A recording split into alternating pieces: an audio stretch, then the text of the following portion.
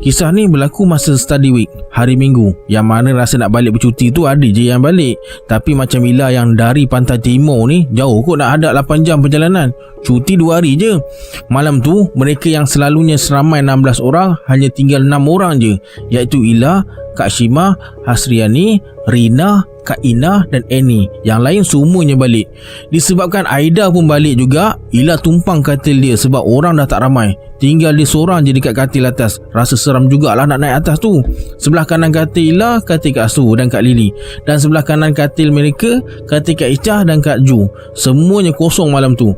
Disebabkan malam study week, jadi awal-awal mereka dah padam lampu. Lepas pukul 3 pagi, Annie bangun dan on lampu dan radio sebab ada tugas yang perlu dia siapkan untuk pembentangan hari Isnin nanti. Biasalah budak arkitektur ni memang terbaik kerja mereka.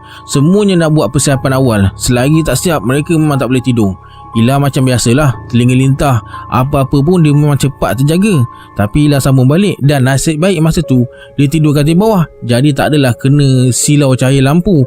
Cuma dia tidur-tidur ayam sebab terdengar bunyi radio. Tahun tu memang popular sangat lagu Lena di Wilik Intan dari kumpulan Wing, dan Ila minat sangat lagu tu. Dia terus terjaga dan terbangun dari katil dengan kaki masih berselimut lagi bila terdengar lagu tu.